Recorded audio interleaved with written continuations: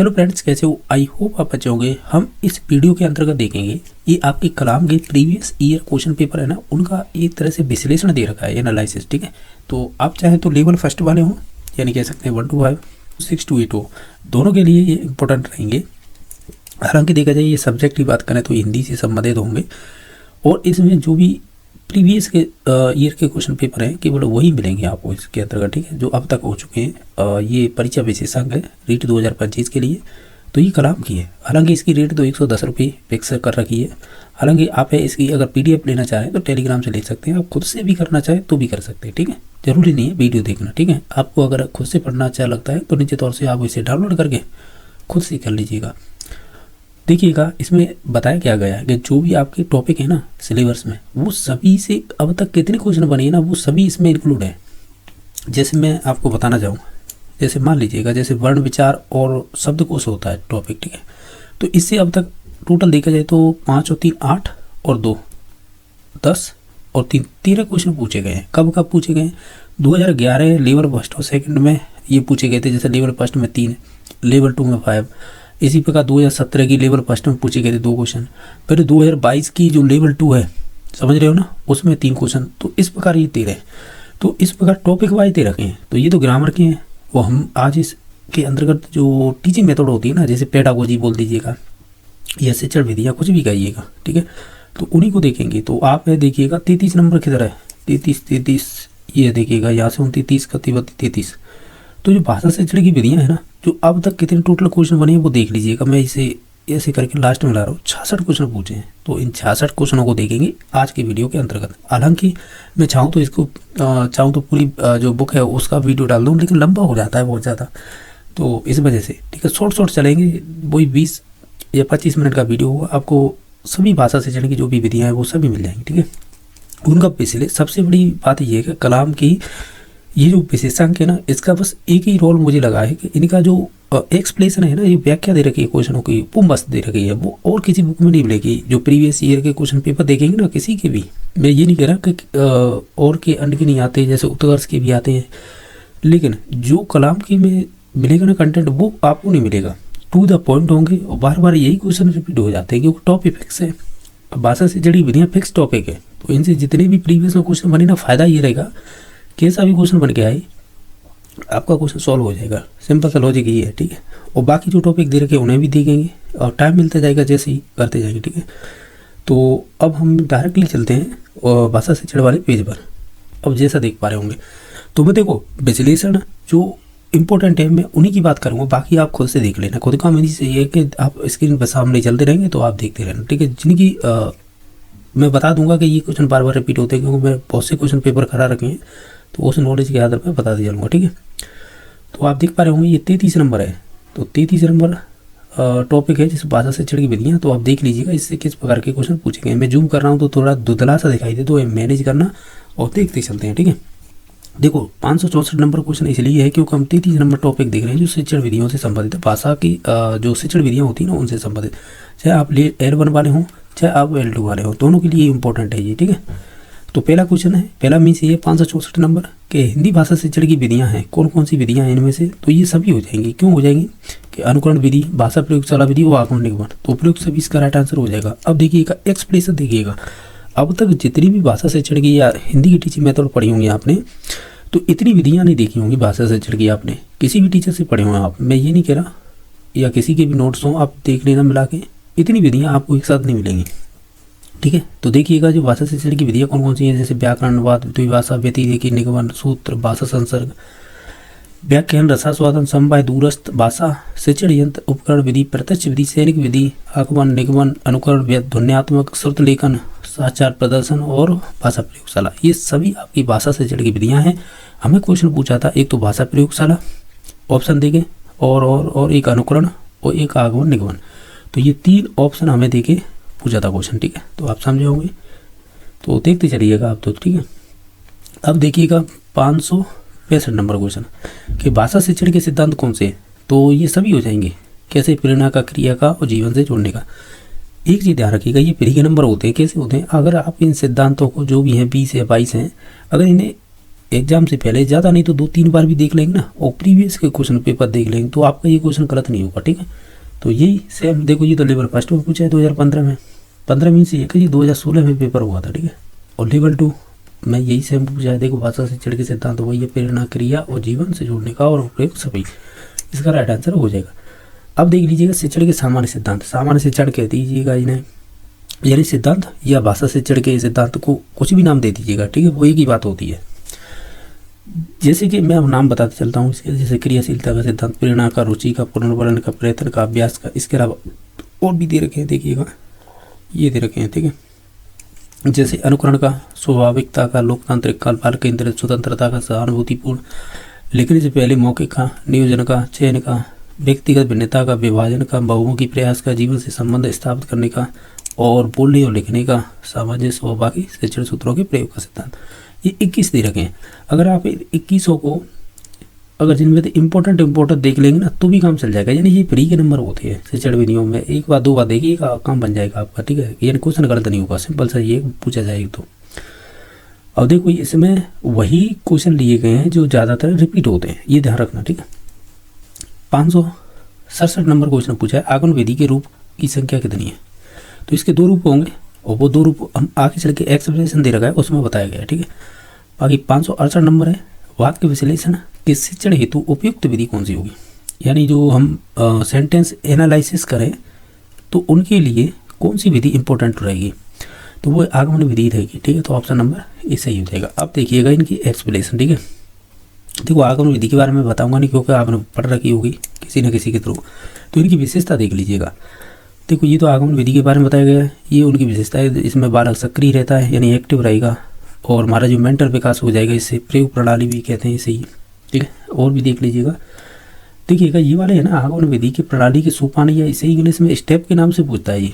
और देखो मैं बताऊं, चाहे आप साइंस से हो, साइंस बैकग्राउंड रहा हो, या मैथ रहा हो, SST रहा हो, या आप लेवल फर्स्ट वाले हो जिसमें EVS और मैथ पूछा जाता है, ओवरऑल सभी की बात करूँ तो जैसे ही आप इन स्टेपों की बात करेंगे ना, तो ये आपकी सेकंड ग्रेड हो गया, उसमें भी पूछे जाते हैं। ठीक है, फर्स्ट ग्रेड में भी पूछे जाते हैं, तो वो मोस्टली बहुत इंपॉर्टेंट है, ये कहेंगे। ठीक है, हमें क्वेश्चन कहाँ से पूछा था? ये वाला वाक्य विश्लेषण वाला, ये वाला है ना, ये क्वेश्चन जैसे वाक्य विश्लेषण के शिक्षण हेतु उपयुक्त विधि कौन सी है? तो हमने बताया था आगमन। वो क्यों है? देखिएगा, इसके जो स्टेप होते हैं ना, उनमें आता है ये एक स्टेप आता है विश्लेषण करना, और बाकी इसमें शब्द एक जोड़ दिया था और पूछ लिया था हमें कि वाक्य विश्लेषण है वो किस विधि के थ्रू है उपयुक्त मानेंगे। तो वो ये आगमन विधि हमने आंसर माना था। तो इसका मतलब पहले तो हम उदाहरण देंगे। अगर स्टेप फर्स्ट की बात की जाए, दूसरा है तुलना, या फिर ओवरे लगा के निरीक्षण भी कह सकता है, या ओवरे लगा के विश्लेषण देकर ही हमें क्वेश्चन पूछा था। बाकी तीसरे स्टेप होता है इसका नियमीकरण करना या निष्कर्ष निकालना, और 4 नंबर स्टेप होता है प्रयोग एवं अभ्यास से पुष्टि करना। तो ये 4 स्टेप है, ये ध्यान रखना कि वो पूछ ही लेता है इस प्रकार एग्जाम में। अभी देखो, ये तो इम्पोर्टेंट थे ही, यानी जो 4 स्टेप। अब इसके बाद आगमन विधि के शिक्षण सूत्र भी इम्पोर्टेंट है, और ये तो हर परीक्षा में पूछे जाते हैं। जैसे उदाहरण से नियम की ओर, विशिष्ट से सामान्य की ओर, स्थूल से सूक्ष्म की ओर, अनिश्चित से निश्चित की ओर, और प्रत्यक्ष से प्रमाण की ओर। अगर इनके उल्टे क्रम कर दें यानी विपरीत कर दें, तो फिर ये आपकी जो निगमन विधि होती है ना, तो उसके स्टेप हो जाएंगे ये सभी। समझ रहे हो ना? यानी जो जैसे नियम से हम उदाहरण की हो जाएंगे, तो ये निगमन का हो जाएगा, सामान्य से विशिष्ट, सूक्ष्म से स्थूल, नीचे से अनिश्चित, प्रमाण से प्रत्यक्ष। तो ये निगमन विधि के स्टेप हो जाएंगे। बाकी निगमन विधि आएगी, आगे देखेंगे। अब ये क्वेश्चन हमें ये पूछा था, जो आगमन विधि के 2 रूप कौन कौन से होते हैं? एक तो प्रयोग प्रणाली है, सहयोग प्रणाली है। तो प्रयोग प्रणाली का मतलब होता है कि पहले हम उदाहरण प्रस्तुत करेंगे, फिर उदाहरण की सहायता से नियम का निर्माण करेंगे। लेकिन सहयोग प्रणाली होती है, इसमें क्या होता है कि मुख्यतः गद्य शिक्षण के साथ साथ प्रसंगानुसार व्याकरण की शिक्षा दे दी जाती है। जैसे कोई गद्यांश पढ़ा रहे हैं, उसमें बहुत सारे शब्द आते हैं, तो उनमें है हम संधि की जानकारी दे दें, समास की दे दें, इस प्रकार की प्रसंगानुसार हम व्याकरण की शिक्षा दे देते हैं। तो ये 2 स्टेप हो गए। ठीक है, प्रयोग प्रणाली और सहयोग प्रणाली, इसके 2 रूप होते हैं। इनके अलावा आगमन विधि के गुण देख लीजिएगा। इसमें देखो इंपॉर्टेंट ये है कि मनोवैज्ञानिक होती है, रुचिकर होती है, और ये भी इम्पोर्टेंट है, ये छोटी जो क्लास होती है ना उनके लिए उपयोगी है और सर्वश्रेष्ठ विधि मानी जाती है। और छात्र सक्रिय रहते हैं, बाल केंद्रित है, और इसमें जो स्टूडेंट और टीचर अंतःक्रिया करते हैं, हमारे जो माइंड है उसका विकास हो जाता है, यानी मानसिक इसमें अधिक स्थायी होता है, और नवीनीकरण प्राप्त करने के लिए छात्र प्रेरित रहते हैं। ये तो हो गई इनकी कह सकते हैं विधि के गुण हो गए, ठीक है। अब इसके दोष हैं। दोष का मतलब यहाँ पे सीमा भी दे सकता है ये, यानी सीमाएं क्या है, या कमियां कह सकता है, कोई भी शब्द दे सकता है, ठीक है। और या दोस्त, कमी, सीमाएं, कमियां, ठीक है। तो देखिएगा ये उच्च कक्षाओं के लिए तो अनुपयोगी है और इसमें पाठ्यक्रम पूरा नहीं हो पाता है, समय और कह सकते हैं श्रम ज़्यादा लगता है इसमें, और ये सैद्धांतिक और तथ्यात्मक ज्ञान के लिए अनुपयोगी है, ठीक है, अनयूजुअल है। बाकी क्रमबद्धता का अभाव पाया जाता है और छात्र इसमें जो भी निष्कर्ष निकालते हैं वो गलत भी निकाल सकते हैं। तो ये मुख्य विशेषताएं तो देख सकते हैं। बाकी निगमन विधि बताइएगा कैसे है, तो हम कहेंगे ये अमनोवैज्ञानिक होती है, ठीक है। तो ऑप्शन नंबर 2 सही हो जाएगा। बाकी मनोवैज्ञानिक तो आपकी आगमन विधि होगी, ठीक है। और आगमन विधि को इंग्लिश में इंडक्टिव मेथड बोलते हैं, ये ध्यान रखना, ठीक है। और जो आपकी निगमन विधि होती है इसे बोलते हैं डिडक्टिव, ठीक है। नेक्स्ट देख लेते हैं। और नेक्स्ट है आपका 570 नंबर क्वेश्चन। अब इसे देख लीजिएगा, एक सेकंड। इसमें पूछा है ये जो व्याकरण शिक्षण की किस प्रणाली को विकृत रूप में सुग्गा प्रणाली भी कहते हैं, यानी सुग्गा प्रणाली कहा गया है। तो हम कहेंगे इसे, जो पाठ्य पुस्तक प्रणाली होती है ना, इसे ही हम सुग्गा प्रणाली कहते हैं, ठीक है। अब हम जो प्रीवियस क्वेश्चन करके आए ना 569 नंबर, जो निगमन विधि से संबंधित था, अब उसकी व्याख्या देख लीजिए और फिर इसकी देखेंगे, ठीक है। हालांकि निगमन विधि के अंतर्गत ही आती है ये पाठ्य पुस्तक विधि, तो वो भी देखेंगे कैसे आती है। देखो, यह विधि आगमन विधि के विपरीत है, ठीक है। इस विधि में शिक्षक पहले सामान्य नियमों को बताएगा वो या सिद्धांतों को, फिर उदाहरण देगा, बस इसकी यही पहचान होती है, ठीक है। हमने देखा था, क्या देखा था, आगमन विधि के 4 स्टेप, तो इसी प्रकार है आपके निगमन विधि के ये 3 स्टेप दे रखे हैं यहाँ पे, ठीक है। तो देख लीजिएगा, पहले तो नियमों को प्रस्तुत करेंगे, फिर उसके बाद उदाहरणों को द्वारा नियमों की पुष्टि करेंगे, फिर प्रयोग और अभ्यास लास्ट में। और भी देखते हैं इसके अंतर्गत विशेषताएं दे रखी हैं, जैसे शिक्षण सूत्र हैं, तो ये आगमन विधि के विपरीत हो जाएंगे, मैंने शुरुआत में ही बताया था, ठीक है। और इस विधि की एक विशेषता क्या होती है कि ये पूर्ण से अंश की ओर चलती है, यानी पूर्ण से अंश की ओर शिक्षण सूत्रों का प्रयोग होता है, लेकिन आगमन विधि में ऐसा नहीं होता है। आगे चलते हैं तो देखें, निगमन विधि के 2 रूप होते हैं, कौन कौन से होते हैं। देखो, आगमन विधि के तो हमने देख लिए थे, प्रयोग और सहयोग, और निगमन विधि के 2 होते हैं। एक तो पाठ्य पुस्तक प्रणाली होती है, दूसरी होती है सूत्र प्रणाली। तो हमें जो क्वेश्चन पूछा था यही तो पूछा था, पाठ्य पुस्तक प्रणाली, जो अभी क्वेश्चन बनाए, देखो ये वाला ध्यान से देखे तो हमें पूछा था सुग्गा या प्रणाली कहते हैं, तो पाठ्य पुस्तक प्रणाली को कहते हैं। क्यों कहते हैं, अब इसकी विशेषता पढ़ लीजिएगा। जैसे आगमन विधि के 2 रूप हैं। पहली है पाठ्य पुस्तक प्रणाली, इसमें व्याकरण की पुस्तक में से जो नियम होते हैं उन्हें रटाना होता है एक तरह से, और उदाहरणों से अभ्यास कराना होता है। जो भी आप रीट की तैयारी कर रहे हैं ना, जिस टीचर से पढ़ रहे हैं ना हिंदी ग्रामर, तो वो यही विधि अपनाता है, पाठ्य पुस्तक प्रणाली है। क्योंकि हमें पहले तो नियम बताए जाते हैं, फिर उसके बाद एग्जाम्पल दिए जाते हैं, ठीक है। तो इसमें ये स्टेटमेंट है ना, ये पूछा जाता है कि जो सीताराम चतुर्वेदी है ना, इस प्रणाली को सुग्गा प्रणाली या फिर तोता रटन प्रणाली भी कहते हैं। ये इंपॉर्टेंट है, ध्यान रखना। निगमन विधि का दूसरा रूप चलता है सूत्र प्रणाली। इसमें क्या होता है, नियमों को सूत्र में बांधकर रटा दिया जाता है।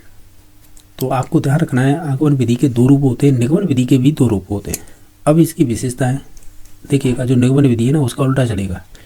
वो आगमन विधि थी वो थी निम्न कक्षाओं के लिए, यानी छोटी कक्षाओं के लिए। ये है उच्च कक्षाओं के लिए उपयोगी, ठीक है। पाठ्यक्रम इसमें पूर्ण हो जाता है, श्रम कम लगता है, और जो सिद्धांत और तथ्यात्मक ज्ञान इसमें उपयोगी होता है। क्रमबद्धता होती है, इसमें गलत निष्कर्ष बच्चे नहीं निकालते हैं। अब देखिएगा निगमन विधि के दोष, आप इसे देख लीजिएगा खुद से, ठीक है।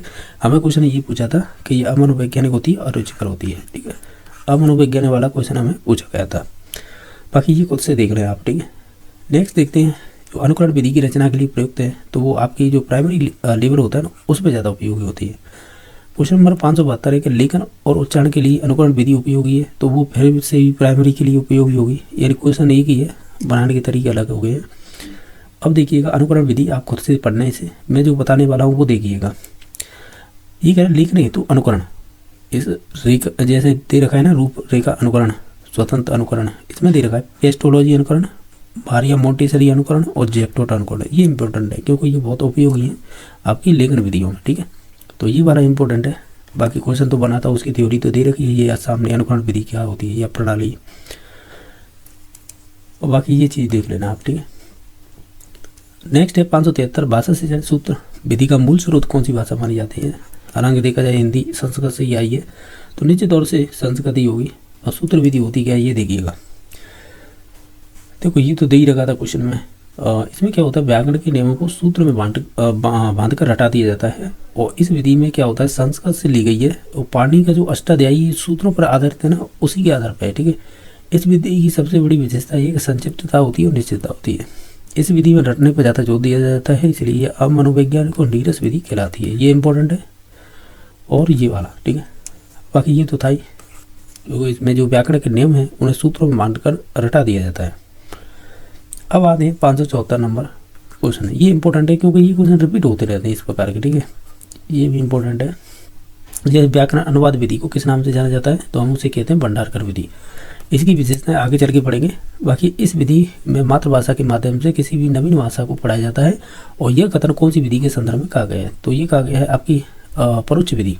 परोक्ष गई हम अप्रत्यक्ष विधि भी बोल सकते हैं, ये भी ध्यान रखना है। ठीक है, आगे चल के देखेंगे किस प्रकार है। देखो, व्याकरण अनुवाद विधि थी ना, जो 574 नंबर क्वेश्चन था उसमें यही पूछा था। तो ये सर्वप्रथम किसके द्वारा दी गई थी, रामकृष्ण गोपाल भंडारकर। इन्हीं के नाम पर इस विधि का नाम भंडारकर विधि कहते हैं।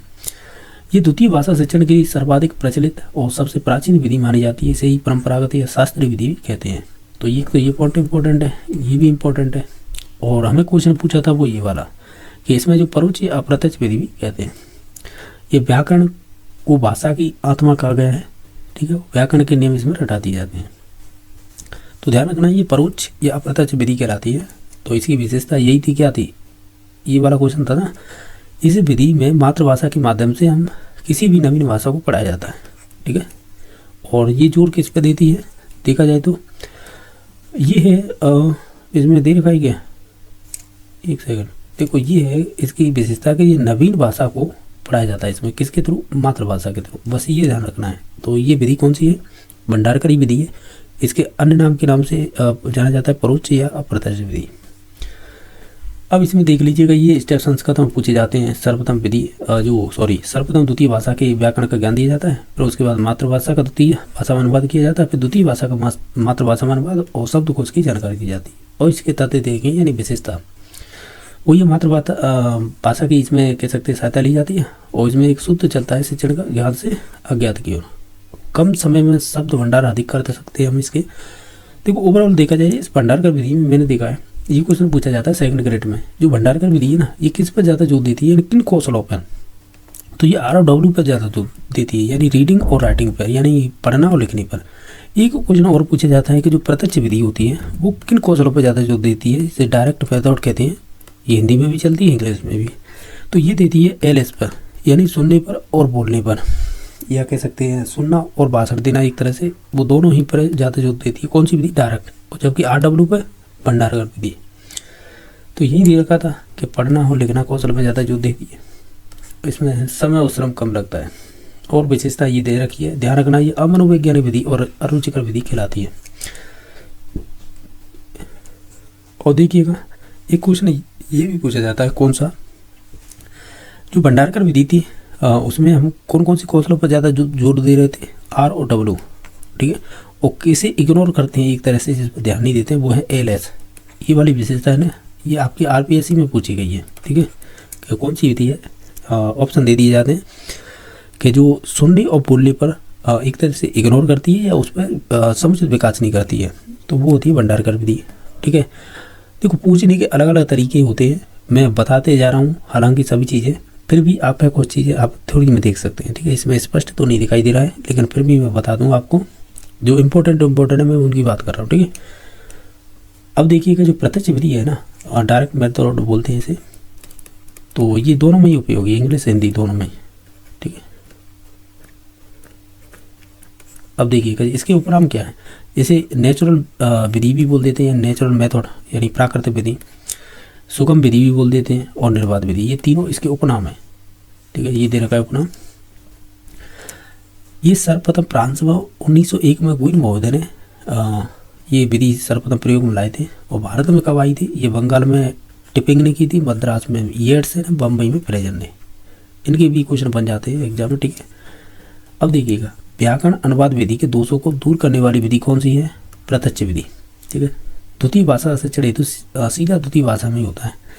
डायरेक्ट मेथड ये है, जैसे मान लीजिएगा आप इंग्लिश सिखा रहे हैं, तो इंग्लिश में ही तो आपको सुनना है और इंग्लिश में ही आपको बोलना है, यानी लिसनिंग करनी है और स्पीकिंग करनी है, ठीक है। और लेकिन इस पर आर और डब्लू जो कौशल होते हैं उन पर इग्नोर किया जाता है, यानी पढ़ना और लिखने को। तो ये ध्यान रखना है। ये जैसे आपको हिंदी में इंग्लिश जैसे लैंग्वेज सिखा रहे हैं तो उसमें ही आपको पढ़ना होगा, सुनना होगा, उसी में बोलना होगा, ठीक है। तो उस हिसाब से, और इसमें मातृभाषा को बाधा नहीं होती है इसमें, ठीक है। जो मातृभाषा होगी वो एक तरह से बाधा नहीं होती है, यानी ऐसे बोल सकते हैं मातृभाषा का प्रयोग वर्जित होता है या प्रयोग करते ही नहीं है। ये वाला पॉइंट इंपॉर्टेंट है। इसमें शब्द आदि का अर्थ प्राय प्रत्यक्ष वस्तु दिखाकर भी बताया जाता है, और इसमें व्याकरण के नियम को हटाया नहीं जाता है, ठीक है, क्योंकि ये सुनने और बोलने पे ज़्यादा जोर देती है, ठीक है। और भाषा के व्यवहारिक ज्ञान पर जोर दिया जाता है, अनुवाद का सहारा नहीं लिया जाता है, और शिक्षण करवाते समय वार्तालाप और प्रश्नोत्तर पर ज़्यादा सहारा लिया जाता है। वही है सुनना और बोलना, एक तरह से इसी पे ज़्यादा फोकस रहती है। ये वाला पॉइंट है, ये पूछा गया है कि सुनना और बोलना कौशल समुचित तो विकास होता है इसका, और मौखिक अभ्यास और बोलने पर ज़्यादा जोर दिया जाता है, ठीक है। और छात्र में जो मौलिक चिंतन का विकास होगा, और क्या है, और ये है व्याकरण की जो भी शिक्षा होगी ना, पाठ आदि पढ़ाते समय प्रसंगानुसार इनमें शिक्षा दे दी जाती है। तो ये तो इससे संबंधित हो गई। अभी आइए आगे, ये कह रहा द्वितीय भाषा शिक्षण की तुलनात्मक विधि कौन सी है, तो वो हो जाएगी व्यतिरेकी। व्यतिरेकी इंपॉर्टेंट है क्योंकि ये देखो रीट में तो बनते ही हैं, इससे आरपीएससी में भी क्वेश्चन बन जाते हैं। व्यतिरेकी देखो विधि स्पष्ट तो दिखाई नहीं दे रही होगी, लेकिन मैं पढ़ के बता देता हूँ। व्यतिरेकी का अर्थ होता है तुलना होता है, इसलिए इस विधि को तुलनात्मक विधि कहते हैं। इस विधि में होता क्या है, जो मातृभाषा और द्वितीय भाषा दोनों के जो समान व असमान तत्वों को ध्यान में रखते हुए शिक्षण कराया जाता है। इस विधि में मातृभाषा व द्वितीय भाषा में तुलनात्मक व वैज्ञानिक विश्लेषण प्रस्तुत किए जाते हैं। तो ये वाला स्टेटमेंट पूछा गया है, ठीक है। बाकी आप आगे देख लीजिएगा क्या दे रखा है वो सामने। एक ये पॉइंट ध्यान रखिएगा कि इस विधि के अनुसार द्वितीय भाषा का पाठ्यक्रम में बनाते समय मातृभाषा का ध्यान रखा जाता है, और ये भोलेनाथ तिवारी ने इसे क्या कहा है, इसे द्वितीय भाषा शिक्षण की सर्वोपरि विधि माना है, ठीक है, किसी के लिए, द्वितीय भाषा के लिए। बाकी नेक्स्ट क्वेश्चन नंबर है, कविता शिक्षण की किस प्रणाली के अंतर्गत कविता को समझने के लिए वैसी या उसकी विरोधी दूसरी कविता को प्रस्तुत करके उसका तुलनात्मक अध्ययन किया जाता है, वो कौन सी विधि है, तो वो हो जाएगी तुलना प्रणाली। अभी हमने इससे पहले देखी थी वो कौन सी विधि, व्यतिरेकी। ध्यान रखना यहाँ पे हम भाषा शिक्षण की तुलनात्मक अध्ययन कर रहे थे, मातृभाषा और सेकेंडरी जो भी भाषा आप यूज करना चाह रहे हैं उसमें तुलनात्मक और वैज्ञानिक रूप में हम उनमें क्या अंतर है, यानी समान है असमान है, उनका विश्लेषण करते हैं, ये ध्यान रखना, ठीक है। और जो आपकी तुलना विधि होती है या तुलना प्रणाली होती है, इसमें क्या होता है, जो भी आप जो कविता बता रहे हैं उसकी विरोधी दूसरी कविता को प्रस्तुत करके उनका तुलनात्मक अध्ययन किया जाता है, उसे बोलता है तुलना प्रणाली, ठीक है। और तुलना प्रणाली में होता क्या है वो चीज़ आप पढ़ लीजिएगा, ठीक है, खुद से, ये दे रखी है। अब इसके बाद नेक्स्ट क्वेश्चन देख लेते हैं कि रचना शिक्षण का उद्देश्य क्या होता है। देखिएगा ये सभी होते हैं, तो इस वजह से ये क्वेश्चन बोनस किया गया था, ठीक है। इसमें ऐसा होता पांचवा ऑप्शन ई, और ये उपयुक्त सभी उसका राइट आंसर होता, तब तो सही होता, ठीक है। तो इस वजह से इसका बोनस किया गया था। बाकी ये देख लीजिएगा रचना शिक्षण के उद्देश्य क्या क्या होते हैं, ये इंपॉर्टेंट है क्योंकि क्वेश्चन बन जाते हैं इनसे। और रचना शिक्षण की विशेषताएं ये दे रखी हैं, ठीक है, आप खुद से भी देख सकते हैं। जो ऑप्शन में दे रखे ना उन्हें भी इंक्लूड किया गया है, और साथ ही साथ इसे भी इंक्लूड किया गया है जो चित्र बना के दिखाया गया है, ठीक है। यानी ये रचना शिक्षण के उद्देश्य हैं, जैसे कल्पना शक्ति का विकास करना, निरीक्षण शक्ति का, विचारों का, ठीक है, और व्यक्तित्व विकास में सहायक है, स्पष्ट अभिव्यक्ति, स्वतंत्र लेखन शैली का विकास, इस प्रकार है, ठीक है। इसके अलावा नेक्स्ट क्वेश्चन देख लेते हैं, ये है गद्य शिक्षण में शब्दार्थ स्पष्ट करने वाली विधि कौन सी है, तो ये 2018 में पूछा गया था, तो वो हो जाएगी उद्बोधन विधि। तो ऑप्शन नंबर सी सही है, ठीक है। ये क्वेश्चन बार बार रिपीट हो जाते हैं इस प्रकार के। देखिए गद्य शिक्षण पढ़ेंगे, एक पढ़ेंगे पद्य शिक्षण। तो गद्य शिक्षण की अलग विधियाँ होती हैं, पद्य की अलग होती हैं, कन्फ्यूजन नहीं होना है क्योंकि ये विधियाँ बहुत सारी हो जाती हैं। तो आप जैसे गद्य की पढ़ेंगे तो उसकी अलग विधियाँ होंगी, और पद्य की होंगी वो अलग होंगी। जैसे गद्य शिक्षण के उद्देश्य क्या क्या होते हैं, व्याकरण का ज्ञान देना, शब्द भंडार करना, कल्पना और चिंतन का विकास करना, एक तरह से वाचन की क्षमता का विकास करना, ये चार उद्देश्य दे रखे हैं मुख्यतः, ठीक है। अब गद्य शिक्षण की कौन कौन सी विधियाँ है, पहले नंबर पर आती उद्बोधन, इसी से हमारा क्वेश्चन बना था। तो अध्यापक द्वारा जो कठिन शब्द आते हैं ना उनके अर्थ बताते हुए शिक्षण करवाना होता है, यही क्वेश्चन पूछा गया था कि गद्य शिक्षण में शब्दार्थ स्पष्ट करने वाली विधि कौन सी है, तो हमने कहा था उद्बोधन विधि, यही क्वेश्चन में पूछा था। तो ठीक है, इसकी ये होगी विशेषता। प्राइमरी जो कक्षा होते हैं उनके लिए ये विधि उपयुक्त होती है। मनोवैज्ञानिक विधि तो है नहीं, इसमें छात्र क्योंकि निष्क्रिय रहते हैं और इसमें जो टीचर है वो प्रभावी रहता है या कह सकते हैं एक्टिव रहता है। तो इस वजह से हमें वही शिक्षण विधि सबसे उपयुक्त बेस्ट मानी जाती है जिसमें स्टूडेंट एक्टिव हो। स्टूडेंट मीन्स वही है चाइल्ड, या इसकी जगह पे वो सब दे सकता है लर्नर। तो ये चीज़ ध्यान रखनी है, ठीक है। अब सेकंड विधि आती है प्रश्नोत्तर विधि, जो ऑप्शन में दे रखी थी, या इसे ही सुकराती विधि कहते हैं। इसमें शिक्षक प्रश्नोत्तर के माध्यम से जो भी पाठ का विकास करते हैं उसे शिक्षण कराते हैं, और ये आपकी 10th क्लास में उपयोगी, 9th-10th में, ठीक है, क्योंकि माध्यमिक का मतलब ही 9th-10th होता है। नेक्स्ट है 98 विधि। प्रश्नोत्तर विधि का ये रूप होती है, इसमें विषय वस्तु को खंडों में व्यक्त करके शिक्षण करवाते हैं, ठीक है। तो ये भी आपकी गद्य शिक्षण में आती है। और ये व्याख्या विधि, और तीसरी 5वें नंबर की समीक्षा विधि। तो आप खुद से पढ़ लें, ये तो जो इंपॉर्टेंट है मैं वो नहीं बता रहा हूँ, ठीक है। क्वेश्चन नंबर 580 है और 581। जैसे संश्लेषण विधि में सिखाने की प्रक्रिया क्या होती है? संश्लेषण मतलब जोड़ना। जैसे वर्ण है, वर्ण का मतलब हो गया जैसे क, शब्द का मतलब हो गया कमल, ठीक है, और वाक्य का मतलब कमल एक फूल है, ठीक है। तो ये एक सेंटेंस हो गया, ठीक है। तो वर्ण मैंने बताया था क हो गया था, और शब्द मतलब कमल हो जाएगा, और वाक्य का मतलब कमल एक फूल है, इस प्रकार। तो हम कहते हैं वर्ण से हम किधर की हो जा रहे हैं, पहले शब्द बता रहे हैं, वर्ण पहले फिर शब्द, फिर उसके बाद है वाक्य। तो इस प्रकार होती है ये संश्लेषण विधि। बाकी विश्लेषण विधि इसका उल्टा हो जाती है। जैसे पहले वाक्य था, उसे तोड़ा जाएगा शब्द में, और शब्द को तोड़ा जाएगा वर्ण में। अगर इस प्रकार का कोई ऑप्शन है तो देखिएगा एक ही नंबर दिखाई दे रहा है। क्यों? ध्यान दीजिएगा। हालांकि यहाँ पे वाक्य इन्होंने यूज नहीं किया है, चलो कोई बात नहीं। तो शब्द से तो वर्ण की ओर जा रहे हैं, बाकी ये तो शब्द से वाक्य जा रहा है, ये तो उसका हो जाएगा, किसका? संश्लेषण का उदाहरण, ठीक है। वर्ण से शब्द जा रहा है, ये भी संश्लेषण का ही है, हमें पूछ रहा है विश्लेषण का, ठीक है। बाकी से पैराग्राफ इसे छोड़िएगा, ये दोनों थे संश्लेषण, ये वाला हो जाएगा विश्लेषण का, ठीक है, यानी शब्द से वर्ण की ओर। और देखिएगा, ये देखिएगा क्या दे रखा है। जैसे वाचन की शिक्षण विधियाँ दे रखी हैं, एक तो संश्लेषणात्मक होती है जो तार्किक होगी, और एक होती है विश्लेषणात्मक जो मनोवैज्ञानिक होती है। तो संश्लेषण विधि में अक्षरबोध विधि चलती है एक ध्वनि साम्य, और जबकि विश्लेषण में चलती है देखो कहो विधि, वाक्य विधि और कहानी विधि। इनके एक्सप्लेनेशन आगे दे रखे हैं, वो देख लेते हैं। देखो ये इंपॉर्टेंट इसलिए, ये देखो साइंस में मिल जाएगी, ये मैथ में मिल जाएगी, SST में मिल जाएगी, EVS में भी मिल जाएगी, और आपके मैथ में तो मिलती है, बाकी हिंदी और संस्कृत में तो चलती है। जैसे संश्लेषण विधि है, इसका मतलब होता है कि पहले हम स्वर बताएंगे, फिर व्यंजन, फिर मात्राओं का बोध कराते हैं, ठीक है। बाकी इसमें वर्णों, शब्दों और वाक्यों का बोध कराया जाता है। भाषा सीखने का तार्किक क्रम इस प्रकार होगा, पहले वर्ण, फिर शब्द, फिर वाक्य। और यही आपका एग्जाम में पूछा हुआ क्वेश्चन था, ठीक है। बाकी विश्लेषण विधि, इसे तो देखो सिंथेसिस बोलते हैं, सिंथेसिस मेथड, ठीक है। और ये सभी में चलती है, ये ध्यान रखना। ये होती है एनालिसिस मेथड, ठीक है। तो इसमें क्या, इस विधि में छात्र पहले वर्णों को, फिर ध्वनियों का ज्ञान नहीं कराया जाता है, अच्छा, फिर क्या करवाया जाता है? इसमें सर्वप्रथम शब्दों और वाक्यों का ज्ञान कराया जाता है, ठीक है। फिर वाक्यों के माध्यम से शब्दों और वर्णों का ज्ञान कराया जाता है, यानी उल्टा क्रम चलता है। इसमें चलता है वर्ण से शब्द वाक्य, इस प्रकार इसमें चल रहा है, ऐसे कह सकते हैं वाक्य शब्द वर्ण, उल्टा क्रम चल रहा है। भाषा सीखने का ये मनोवैज्ञानिक क्रम होगा, जैसे वाक्य बताएंगे, फिर हम शब्द, फिर वर्ण। तो ये मनोवैज्ञानिक है, ये मनोवैज्ञानिक नहीं है, ठीक है, ये ध्यान रखना। ये तार्किक क्रम मान सकते हैं, क्योंकि इसमें दे रखा था ये वाला जो क्रम है, एक तरह से ये दे रखा है, तार्किक क्रम होगा। बाकी नेक्स्ट क्वेश्चन देख लेते हैं। ये बना था नर्सरी तथा प्राथमिक स्तर पर कविता शिक्षण की सर्वश्रेष्ठ प्रणाली कौन सी है? तो वो हो जाएगी गीत तथा नाट्य प्रणाली, ठीक है। तो ऑप्शन नंबर 1 सही हो जाएगा।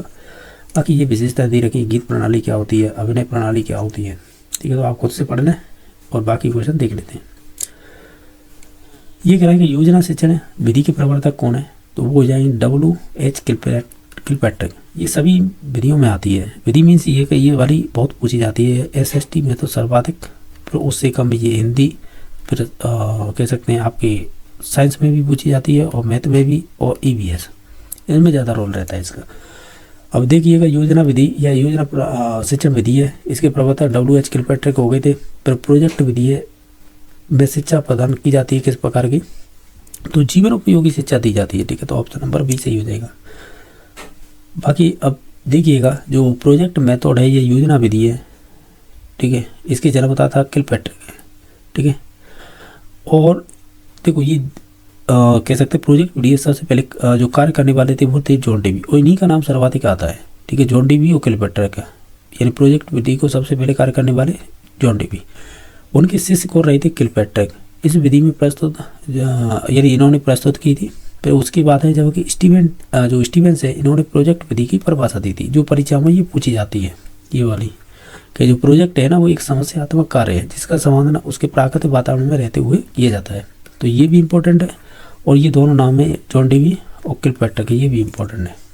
ठीक है, अभी देख लीजिएगा जो प्रायोजना विधि है, ये प्रोजेक्ट मेथड है, इसके सोपान कितने हैं? 6 होते हैं।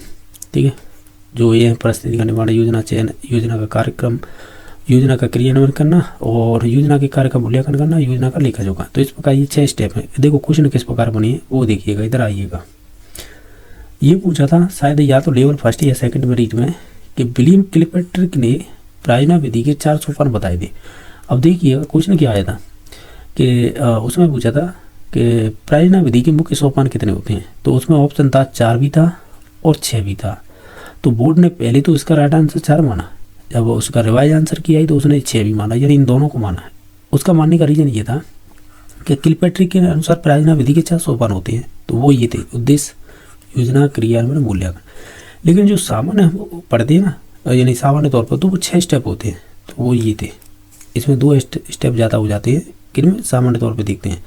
तो इस प्रकार इसके दोनों ही आंसर माने थे बोर्ड ने। ठीक है, इसके अलावा देखिएगा प्रायोजना विधि के गुण कौन कौन से होते हैं, जैसे मनोवैज्ञानिक है ये, और इसमें जो अधिगम होता है स्थायी होता है, वैज्ञानिक दृष्टिकोण का विकास होता है, आत्मविश्वास भी बढ़ता है, इससे जीवन उपयोगी होती है, या पर्यावरण से संबंधित होती है, या पर्यावरण संबंधी जो विज्ञान होता है उसमें वृद्धि करती है। तो ये तो इसके गुण हो गए, यानी विशेषता हो गई। अब इसके दोष देखिएगा, ये अधिक खर्चीली है, और इसमें संसाधनों की अधिक आवश्यकता होती है, समय अधिक लगता है, संपूर्ण पाठ्यक्रम पूरा नहीं हो पाता है, और ये गहन अध्ययन संभव नहीं है इसमें, और प्रत्येक विद्यार्थी के लिए उपयोगी नहीं होती है, क्योंकि ये क्या है, सामूहिक रूप से कार्य करने के लिए व्यक्तिगत रुचियों की अवहेलना करती है। ये वाला स्टेटमेंट पूछा गया परीक्षा में। ठीक है, और इसमें देख लीजिएगा, और व्यवहारिक न होने के कारण यह विधि अधिक प्रचलन में नहीं है।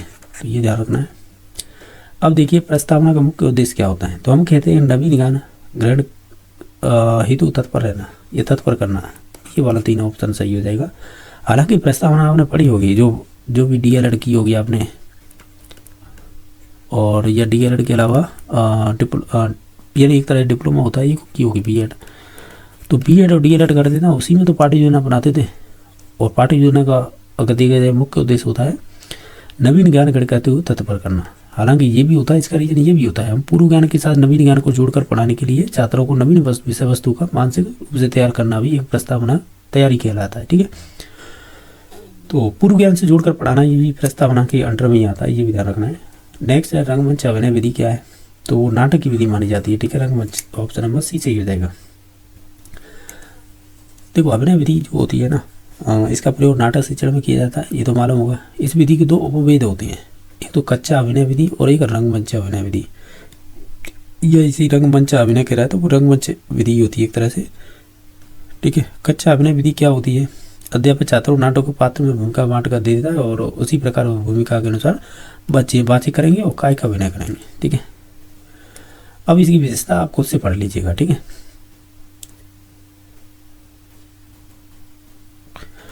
ये वाला इंपॉर्टेंट पॉइंट है, इसमें छात्रों में जो भावानुकूल अभिव्यक्ति का इसमें अवसर मिलता है। ठीक है, एक ये इंपॉर्टेंट है, ये एक मनोवैज्ञानिक उद्देश्य पूर्ण हो जाएगी, और जो 10th क्लास 9th में ये उपयोगी होती है। ये सरल है, व्यवहारिक और मितव्ययी है। ठीक है, ये तो कच्चा अभिनय होगी। एक है रंगमंच, इसमें छात्र पूरे नाटक को वास्तविक रंगमंच पर प्रस्तुत करते हैं। ठीक है, और ये विशेषता इसकी दे रही, ये भी देख लेना। और क्या है इसमें इम्पोर्टेंट, और क्या है देखो, इस विधि में छात्रों को ना वास्तविक रंगमंच पर नाटक करने के अभिनय का अवसर मिलता है। तो ये भी इम्पोर्टेंट है।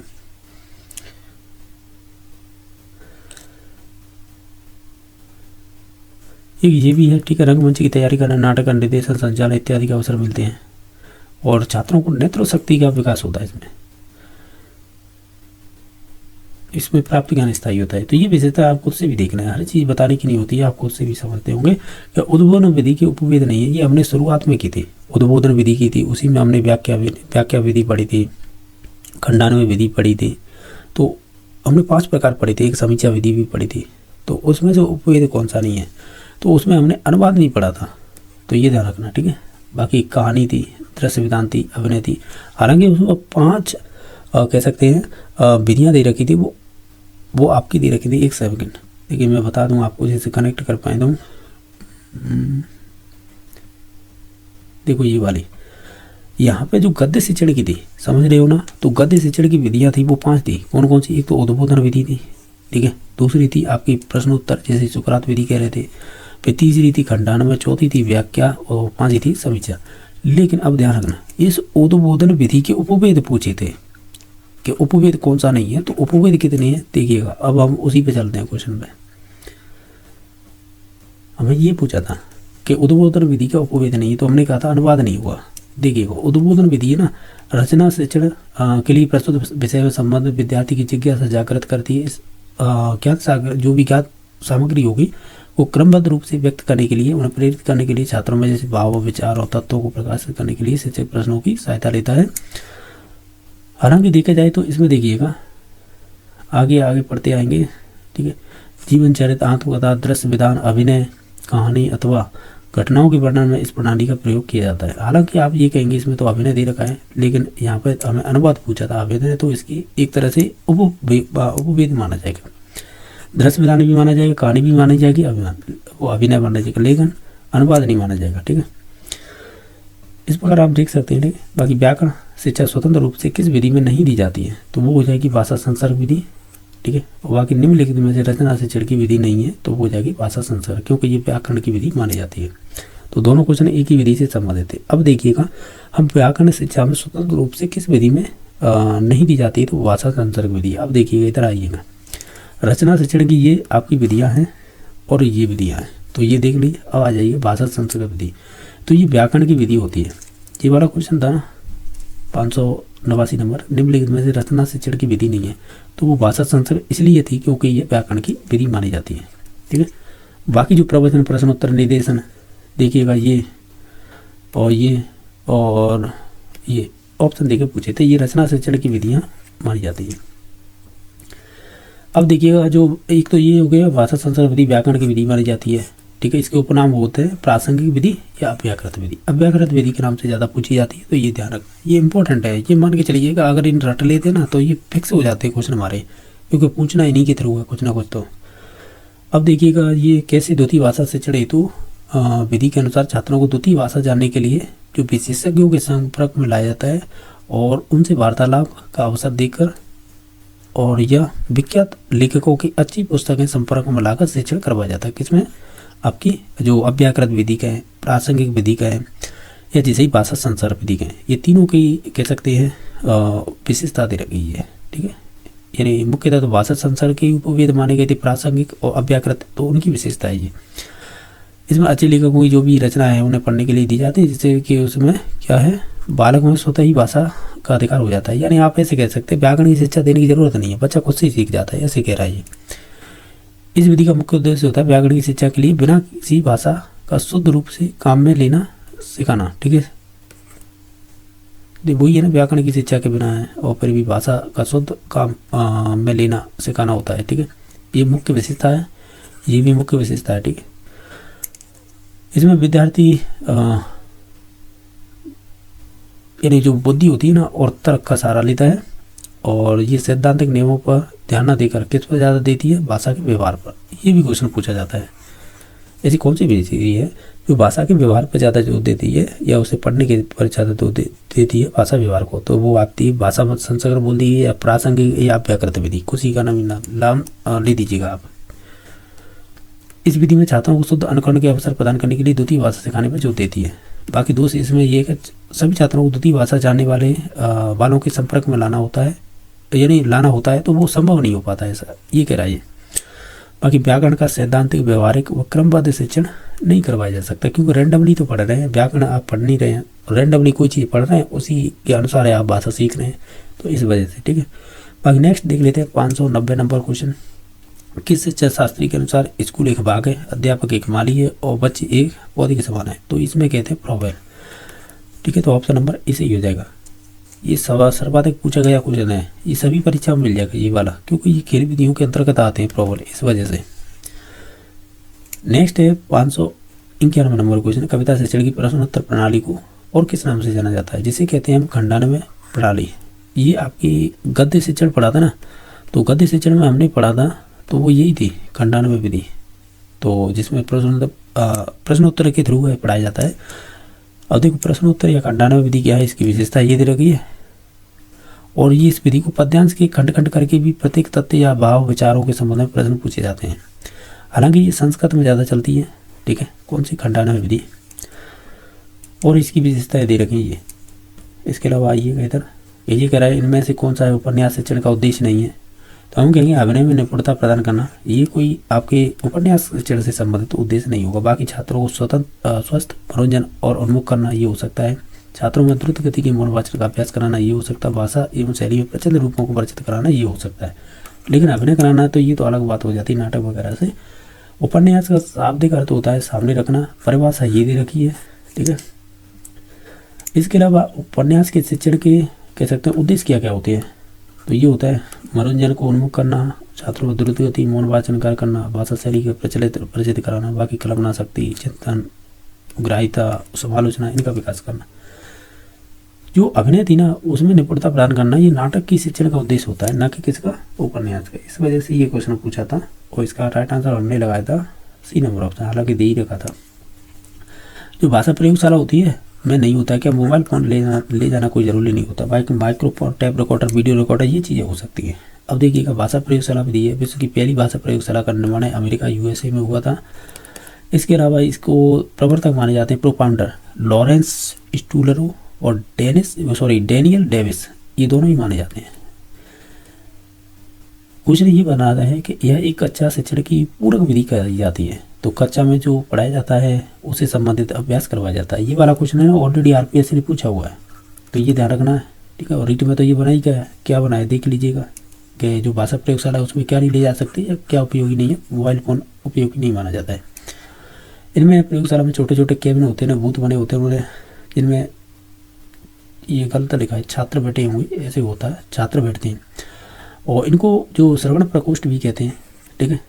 और इसमें जो आपके शीर्ष यंत्र यानी शीर्ष ध्वनि यंत्र हैं, हेडफोन हो गया, माइक्रोफोन हो गया, माइक्रोफोन को ध्वनि विस्तार के यंत्र बोलते हैं, टेप रिकॉर्डर, वीडियो रिकॉर्डर, कुछ कैसेट भी होती हैं। तो ये विशेषताएं तो आप खुद से भी देख सकते हैं ना, और ये भी विशेषता दे रखी है, इसमें देख लेना आप, ठीक है। इसके दोस्त के हैं ये भी देख लेना। बाकी नेक्स्ट है 594 नंबर क्वेश्चन, शिक्षण में सबसे महत्वपूर्ण कार्य क्या होता है, तो हम कहेंगे उद्देश्य निर्धारण होते हैं, सबसे इंपॉर्टेंट है। ये वाला क्वेश्चन बहुत पूछा जाता है, ठीक है। शिक्षण उद्देश्य क्या होते हैं तो वो आप देख लीजिएगा, इसमें दे रखे हैं। दिशा का एक तरह से निर्देश देना वो होता है। इसके अलावा और क्या दे रखा है, NCERT में जो उद्देश्य दे रखे हैं ये इंपॉर्टेंट है, ये RPSC सेकंड ग्रेड में ज़्यादा क्वेश्चन बनते हैं, ठीक है। NCERT ने 1961 में इसकी स्थापना हुई थी। उसने 6 प्रकार के शैक्षिक उद्देश्य बताए थे, ज्ञान, अवबोध, ज्ञान उपयोग, कौशल, अभिरुचि, अभिवृद्धि। अब मैं बताता हूँ आपको, अगर आपने ध्यान दिया हो, जब आपने DLED की होगी या B.Ed की होगी तो पाठ्य योजना बनाते थे, तो ये वही तो शैक्षिक उद्देश्य है। इस ज्ञान के अंतर्गत हम क्या लिखते थे, आपको ध्यान हो तो बच्चे इस टॉपिक के या प्रकरण के बारे में ज्ञान का प्रत्यास्मरण या प्रत्यावेगन कर सकेंगे। इंग्लिश में कहते हैं प्रत्यास्मरण और प्रत्यावेज्ञान को, एक तो रिकॉल बोलते हैं और रिकॉग्नाइज या रिकॉग्निशन बोल सकते हैं, कुछ भी कह सकते हैं, ठीक है।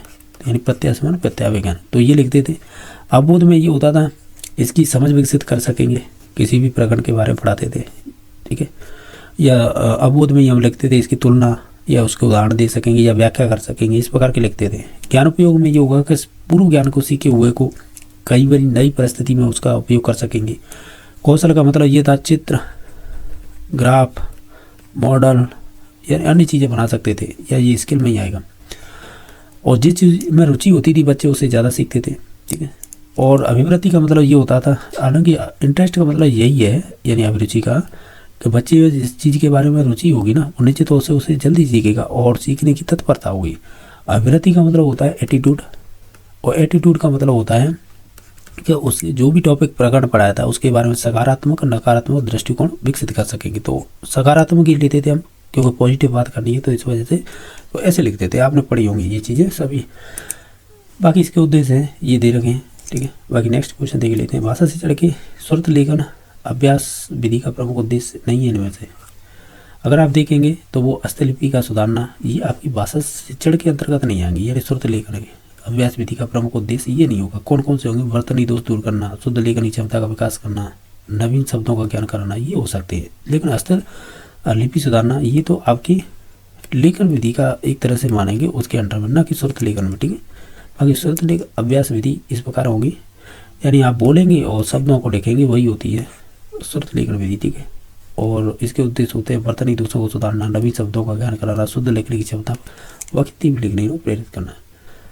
इसके अलावा नेक्स्ट है श्रुत बोध में रैप संबंधी अभ्यास नहीं है। इसमें से रैप मीन्स ये कि जो जैसे होते हैं ना र, इसमें र पूरा है, म आधा है, इस प्रकार ये कर्म, धर्म, प्रकाश, रई जो रप, जो मैं रप कह रहा हूँ, रैप वाले र होते हैं ना, ये कई प्रकार के होते हैं, आपने पढ़े होंगे, ठीक है।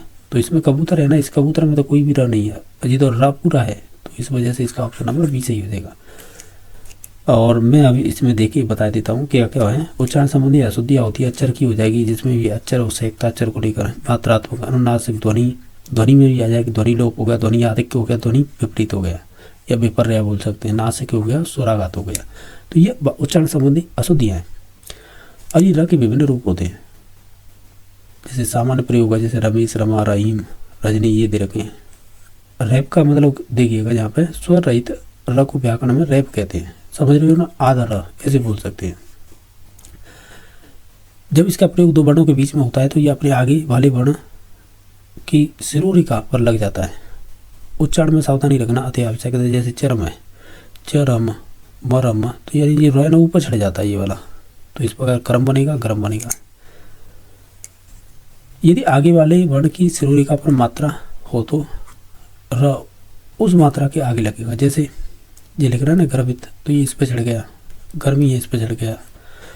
और कुछ इस प्रकार की पद होते हैं, जैसे स्वर रहित र का प्रयोग किया जाता है, तो र से पहले यदि स्वर रहित व्यंजन हो तो हम पहले वाले वर्ण के साथ ही, अर्थात जो स्वर व्यंजन के साथ है, जोड़ दिया जाता है। जैसे इसमें दे रखा है जोड़ने के लिए, जैसे क्र है। अब देखिएगा ये व्यंजन था कौन सा, क, और ये हलंत था इसमें, यानी एक तरह से व्यंजन है, और ये वर रहा है तो इसके अंदर मिल जाएगा, ऐसे ग्र, ग्र, र, ठीक है। इसे भी दो प्रकार से उपयोग कर सकते हैं। जैसे खड़ी पाई जाने वाली स्वर रहित व्यंजनों के साथ इसका उपयोग तिरछी रेखा के रूप में करते हैं। जैसे खड़ी लाइन का तात्पर्य क्या होता है, तो इसमें दे रखा है ये वाला, इस प्रकार है, खड़ी लाइन वाले स्वर रहित व्यंजनों के साथ र जुड़ता है तो वो इस प्रकार जुड़ता है।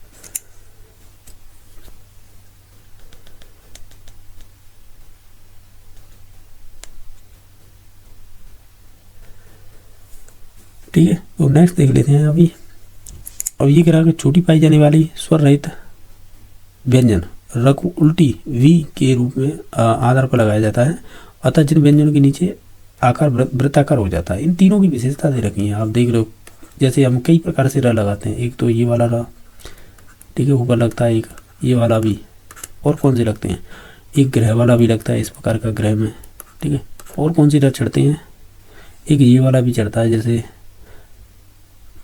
ट्रैक्टर बोलते हैं, ट्रैक्टर, ठीक है। तो ये वाला र, तो देख लीजिएगा, एक ये र भी होता है, ये वाला र भी चढ़ता है, इस प्रकार भी चढ़ता है, इस प्रकार भी, ये सभी के बारे में बताई गई है। शब्द भंडार में वृद्धि के लिए सर्वाधिक उपयुक्त होगी तो वो गद्य से चढ़ होगा, ठीक है। वो गद्य से चढ़ के उद्देश्य क्या होगा, व्याकरण का ज्ञान देना, ये ऑलरेडी हम क्वेश्चन कर चुके हैं, ठीक है। अब देखिएगा नेक्स्ट, जिस प्रकार चित्रकार के लिए तुलिका और फलंग वांछनीय है, ठीक उसी प्रकार अथवा उससे संबंधित उससे भी कुछ अधिक अध्यापक के लिए श्यामपट्ट तथा खड़ियों के टुकड़ों का महत्व, ये दोनों ही वस्तुएं सफल अध्यापक की सतत संगनी होती है। यह उक्त कथन किससे संबंधित है, तो आपका पंडित सीताराम चतुर्वेदी से संबंधित है। व्याकरण शिक्षण प्रणाली में किस प्रणाली को विकट रूप में सुग्गा प्रणाली भी कहा जाता है, तो ये पाठ्य पुस्तक प्रणाली है। तो हमने जो पढ़ी थी ना निगमन विधि, तो निगमन विधि के हमने दो रूप पढ़े थे। तो एक कौन सा रूप थे, अभी निगमन विधि के दो रूप, तो उनके दो रूप थे, एक तो पाठ्य पुस्तक प्रणाली, ठीक है, दूसरी कौन सी थी, सूत्र प्रणाली, ये हम ऑलरेडी पढ़ चुके हैं, तो उसी से पूछा है। आगमन विधि के दो रूप थे, प्रयोग और सहयोग, और इनके बारे में डिटेल से ये बताया कैसे उदाहरण देना, तुलना करना, नियमीकरण, निष्कर्ष करना, फिर प्रयोग, यानी ये 4 स्टेप है ना, इनसे भी क्वेश्चन बन जाता है, ठीक है। यानी पहला तो हो जाएगा प्रयोग, और निम्न पदों का अनुसरण किया जाता है। तो प्रयोग में देखिएगा उदाहरण देना, तुलना करना, नियमीकरण करना, ठीक है, और प्रयोग, ये 4 स्टेप होते हैं आपके आगमन विधि के, जिनमें से ध्यान रखना है। जो हमें क्वेश्चन एक पूछा था कि वाक्य विश्लेषण, शुरुआत का 2 नंबर क्वेश्चन यही था कि वाक्य विश्लेषण विधि है किसके लिए उपयुक्त होता है, तो आगमन विधि के लिए उपयुक्त होता है, ठीक है।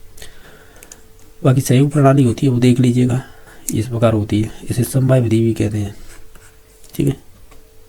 इसके अलावा हमने देखो आगमन विधि के 2 रूप, निगमन विधि के 2 रूप, उनकी विशेषताएं पढ़ रखी थी, लेकिन डिटेल से पढ़ना है तो ये चीज़ें दे रखी हैं, आप देख सकते हैं, ठीक है। इनसे भी क्वेश्चन बन जाते हैं, ठीक है। ये आगमन विधि से संबंधित 4 स्टेप है। शुरुआत में प्रयोग थी, यानी 1 नंबर की, 2 नंबर की सहयोग प्रणाली है, और सहयोग प्रणाली के बारे में और भी चीज़ें दे रखी हैं वो देख सकते हैं। बाकी नेक्स्ट क्वेश्चन है कि नवीन शिक्षण पद्धति में जो प्रोजेक्ट पद्धति के व्यापक प्रयोग का श्रेय किसको जाता है, तो वो जॉन डीवी को जाएगा और किलपैट्रिक को, ठीक है। तो ऑप्शन नंबर, यानी शुरुआत प्रयोग में लाए थे यूएसए में जॉन डीवी, फिर उसके बाद उसके शिष्य रहे थे, वो माने जाते हैं इसके प्रोपाउंडर, ठीक है। तो जॉन डीवी, किलपैट्रिक और एक है एस स्टीवेंस, जिन्होंने परिभाषा दी है। ये तीनों ही बहुत इंपॉर्टेंट हैं। हालांकि इसमें ऑप्शन दे रखा है स्टीवेंस और रिचर्ड्स, लेकिन ध्यान रखना परिभाषा के रूप में इनका उपयोग ज़्यादा होता है। देखो विचारधारा देने वाले जॉन डीवी, प्रतिपादक या प्रोपाउंडर कौन थे, तो वो हो जाएंगे विलियम हेनरी किलपैट्रिक, और ये स्तर पूछा है, यानी 9th-10th क्लास होती है ना, उसके लिए उपयोगी होता है, यानी माध्यमिक स्तर पर, जो सेकेंडरी बोलते हैं। क्वेश्चन नंबर नेक्स्ट है, ध्वनि शब्द एवं वाक्य रचना ज्ञान देना हिंदी शिक्षण की कौन सा उद्देश्य होगा, तो वो ज्ञानात्मक होगा, ठीक है। और ये जो है ना ज्ञानात्मक, भावात्मक, क्रियात्मक, ये सभी है ना डोमेन होते हैं, 3 डोमेन होते हैं। तो ये आपके ब्लूम से संबंधित है, हालांकि इन्हें अलग अलग तरीके से उपयोग कर सकते हैं, ठीक है, ठीक है। तो इस प्रकार है, इसका ऑप्शन नंबर डी सही हो जाएगा। नेक्स्ट है कि शिक्षक सामपट पर कॉपी या स्लेट के अक्षरों पर लिख देता है और छात्रों को कहता है कि इन अक्षरों को देखकर उनके नीचे स्वयं उसी प्रकार के अक्षर बनाओ। ये विधि किसकी कौन सी होगी, तो अनुकरण है, रट्टा मारना, यानी दूसरों को कॉपी करना। हालांकि ये भी पेस्टोलॉजी विधि, मारी मोंटेसरी, जैक्टोट, ये भी लेखन की विधियाँ हैं, और वो भी ये अत्यंत उपयोगी मानी जाती है, ठीक है। लेकिन बात ये है कि ये हम लिख रहे हैं ना, हम छोटी कक्षाओं में जैसे LKG UKG प्राइमरी में जो 1-2 क्लास में पढ़ते थे, तो क्या होता था ऐसे ही, तो जो अब तो ये चीज़ें नहीं चलती हैं। पहले ये श्यामपट्ट पर लिखना या कॉपी या स्लेट पर अक्षरों को लिख देते थे, फिर उसी के अनुसार हम नीचे की तरफ लिखते थे, जैसे आ छोटी ई बड़ी ई, तो इन्हें लिखते थे ना पहले इस प्रकार का। तो वही तो कह रहा है ये क्वेश्चन, तो अनुकरण विधि हो जाएगी। बाकी इसको आदर्श विधि कहते हैं अनुकरण को। बाकी पेस्टोलॉजी अनुकरण विधि कौन सी होती है, मारिया मोंटेसरी में क्या होता है और जैक्टोट में क्या होता है, इनकी विशेषता देखिएगा। पेस्टोलॉजी में क्या होता है कि अक्षरों के खंड खंड करके लिखने को सिखाया जाता है, खंडों का आपस में जोड़कर लिखाते हैं, जैसे क को अलग, म को अलग और ल को, इसे तीनों को मिला देंगे तो कमल बन जाएगा, इस प्रकार। मोंटेसरी विधि खिड़खिड़े के सिद्धांत पर आधारित होती है। इसमें जो प्लास्टिक लकड़ी के काट गत्तों के आकृतियाँ होती है ना अक्षरों की, उन पर उभारोपन होता है, तो बच्चे क्या है अंगुलियों को फिरौकर अक्षर के स्वरूप परिचित कराते हैं, ठीक है। और इसके अलावा जैक्टोट विधि है, इसमें छात्र अध्यापक द्वारा लिखे हुए या अभ्यास पुस्तिका में लिखे हुए अनुकरण करते हुए स्वयं ही लिखा संशोधन द्वारा सीखते हैं। तो ये कहीं ना डॉट डॉट वाली चीज़ें हैं, इसमें समझ रहे हो ना, जैक्टोट, तभी इसका नाम पड़ा है टॉट। ये डॉट डॉट करके पढ़ाई जाती है, जैसे होती थी ना, अरे यार ये तो बहुत सारी उनमें आते हैं जो प्रैक्टिस बुक दी जाती है ना बच्चों को, ठीक है। तो उसमें होते हैं ना, जैसे कि अब ई है, अब ई में डॉट डॉट करके उसे इस प्रकार होंगे, और बच्चे इसे पूरा करेंगे कुछ इस प्रकार से, तो ई बन गया, तो ये तो जैक्टोट होगी, ठीक है। और खिलखिल मारिया मोंटेसरी की बात करें तो ये तो देखो छात्रों की उंगलियों को फैलाकर, यानी उभरे हुए अक्षर होते हैं, थोड़े से उभरे हुए होंगे तो उंगली फिर कर इस पर देख सकता है। और बाकी पेस्टोलॉजी में तो बता ही रहा था, उन्हें खंड खंड करके मतलब आपस में जोड़कर पढ़ते हैं बच्चे, जैसे ये तो इसे अगर मिलाएंगे तो क्या हो जाएगा, ये पूरा का हो जाएगा, इस प्रकार कह रहा था। ये समझे होंगे, पेस्टोलॉजी, जैक्टोट और मारिया मोंटेसरी, ये इंपॉर्टेंट है लिखने की विधियाँ। लिखने की शिक्षण विधि में पेस्टोलॉजी विधि क्या है, तो हम ये कहेंगे वर्णों के छोटे छोटे खंड कर उनके खंडों का योग करना एक तरह से, ठीक है। मैंने बता दिया था वो कब वाला एग्जाम्पल दिया था ना, जैसे एक रेखा, फिर डंडा, फिर इसमें ये तो इस प्रकार मिलाए जाते हैं। तो मैं तो ये डायरेक्ट बना दिया, हालांकि इसे ऐसे करेंगे, फिर एक डंडा भी होगा इस प्रकार होगा, फिर दूसरा इस प्रकार होगा, फिर इन सभी को मिलाएंगे, तो मिलाएंगे तो क्या हो जाएगा इस प्रकार। तो ऑप्शन नंबर ए सही हो जाएगा। ये कह रहा है कि इस विधि में अध्यापक स्वयं ही नाटक का वाचन करता है, किंतु यह वाचन वस्तुतः वाचिक अभिनय होता है और पात्रों के अनुकूल भाषा में उतराव चढ़ाव रहता है। उपयुक्त पंक्तियां नाटक शिक्षण की कौन सी प्रणाली के लिए कही गई है? तो ये आदर्श नाटक के लिए कहा गया है, तो ऑप्शन नंबर सी सही हो जाएगा। भाषा शिक्षण विधियों में कौन सी विधि प्राथमिक विद्यालय के बच्चों के लिए नितांत व्यर्थ है, यानी जिसका उपयोग ज़्यादा नहीं है, तो वो हो जाएगी डाल्टन प्रणाली, तो ऑप्शन नंबर ए सही हो जाएगा।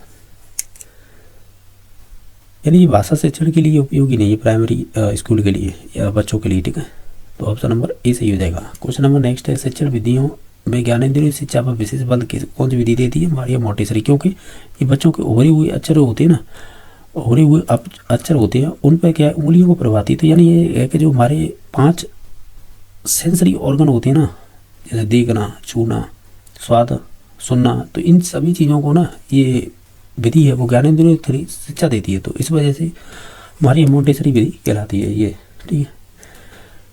बाकी है नेक्स्ट, निम्नलिखित में से रचना शिक्षण का उद्देश्य नहीं है, तो वो हो जाएगा विविध भाषाओं का ज्ञान कराना। बाकी इसमें साहित्य सृजन से संबंधित शिक्षा दी जाती है, क्रमबद्ध बनाना, व्याकरण संबंधित हो जाएगा, लेकिन विधिवत भाषाओं का ज्ञान नहीं करा जाता। शिक्षण यानी रचना शिक्षण का उद्देश्य क्या होता है? छात्रों में शुद्ध, उचित, स्पष्ट भाषा में अपने विचारों को स्वाधीनतापूर्वक कह सकने की योग्यता विकसित करना, यही इसका इम्पोर्टेंट हो जाएगा। बाकी ये कल्पना शक्ति, तर्कविद्या, मानसिक निरीक्षण, ये सभी चीज़ें चलती रहती हैं। छात्रों में शब्दकोश वृद्धि होती है इसके थ्रू, ठीक है। बाकी पॉइंट्स आप देख सकते हैं। ये कह रहा है अभिक्रमित अनुदेशन विधि के सिद्धांत में सम्मिलित क्या चीज़ होती है? तो ये स्वगति से बच्चे इसमें सीखते हैं, और ये आपके स्किनर से संबंधित है, जिन्होंने ऑपरेट कंडीशन थ्योरी दी थी, ठीक है। तो ऑप्शन नंबर इसका ए सही हो जाएगा। इसमें क्या होता है कि जो भी छोटे छोटे पद होते हैं ना के रूप में व्यवस्थित होते हैं और इनके अध्ययन के लिए निर्देशन देते हैं। जो सिडनी की एल प्रेसियन 1920 में सर्वप्रथम इस शिक्षण मशीन का निर्माण किया था। वी.एफ. स्किनर ने 1954 में इसे स्वचालित पुस्तक का निर्माण करके इसे अभिक्रमित अनुदेशन का जनक माना जाता है। भारत में ये कब आया था? 1963 में इलाहाबाद विश्वविद्यालय से। और अभिक्रमित अनुदेशन के ये सिद्धांत हैं, ये इंपॉर्टेंट है। जैसे लघु पदों का सिद्धांत हो गया, तार्किक क्रम का, सक्रिय अनुक्रिया का, स्वगति का, यही पूछा था। और ये सर्वप्रथम कह सकते हैं, ये सर्वप्रथम क्यों लिख रखा है? इनके क्रम तो यही होते हैं, पर जो भी है, यानी हम ये कहेंगे ये आपके अभिक्रमित अनुदेशन सिद्धांत के अंतर्गत आता है। बाकी फीडबैक देना, उपकरण बनाना, यानी रेनफोर्समेंट देना, और स्वमूल्यांकन, यानी ये 6 स्टेप हैं अभिक्रमित अनुदेशन विधि के, ऐसे कह सकते हैं। अकेले विधि के प्रचलित करने का तरीके से जाता है तो वो हेनरी कोल्डवेल को जाता है, ठीक है। तो ऑप्शन नंबर डी हो जाएगा। ये खेल विधि के प्रचलित करना या इसके जनक वो एक ही बात होगा, ठीक है। हालांकि इसका देखा जाए तो खेल विधि के माध्यम से शिक्षा देने की बात तो आपके वो करते हैं, कौन है? फ्रोबेल, ठीक है, फ्रोबेल भी करते हैं। लेकिन बात ये है कि खेल विधि के चाहे तो आप जनक बोल लीजिएगा, ये प्रचलित करने का श्रेय किसको जाता है? वो हेनरी कोल्डवेल को जाता है, ठीक है। लेकिन बात तो आपके फ्रोबेल भी करते हैं। देखिएगा इसके प्रवक्ता माने जाते हैं ये कुक, और इसमें ये एक विशेषता अच्छी है, इसे देख लीजिएगा। क्रियात्मक और व्यवहारिक रूप से इसमें बल दिया जाता है। सर्वप्रथम खेल द्वारा शिक्षा प्ले इन एजुकेशन का प्रयोग किया था, दी प्ले वे। इस बुक को ध्यान रखना क्योंकि इससे क्वेश्चन बना हुआ है ऑलरेडी, ठीक है। तो ये इन्हीं के द्वारा दी गई थी कुक के थ्रू। कौन सी? टी दी प्ले वे। भैया आप प्ले वे के नाम से ध्यान रखें। ये बुक किसकी है? तो वो आपकी कुक की है, ये ध्यान रखना। इसके दोस्त दे रखें ये। बाकी नेक्स्ट देखते हैं 610। व्याकरण शिक्षण की किस प्रणाली के विकृत रूप को सुग्गा प्रणाली कहते हैं? तो ये रिपीट हो रहे हैं क्वेश्चन। तो हमने देखा था ना, ये पाठ्य पुस्तक प्रणाली, ये निगमन विधि के 2 रूप पढ़े थे। आपने ध्यान दिया हो, निगमन विधि के हमने 2 रूप कौन कौन से पढ़े थे? एक तो पाठ्य पुस्तक प्रणाली, दूसरी थी सूत्र प्रणाली। तो देख लेना, पाठ्य पुस्तक प्रणाली जैसे आपकी सुग्गा प्रणाली या इसी तोता रटन प्रणाली किसने कहा था? तो ये कहा था सीताराम चतुर्वेदी ने, आपको ध्यान होगा। जैसे सुग्गा प्रणाली, ये तोता रटन प्रणाली भी कहा था। बाकी ये विशेषता दे रखी है। किंडरगार्टन शिक्षण पद्धति में प्रयुक्त किंडरगार्टन शब्द का अर्थ क्या होता है? तो बच्चों का उद्धार होगा। तो ऑप्शन नंबर ए सही हो जाएगा।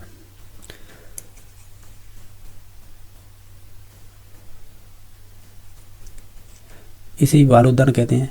इसके प्रवक्ता है ये है, यानी प्रॉबल है, इनका पूरा नाम ये है।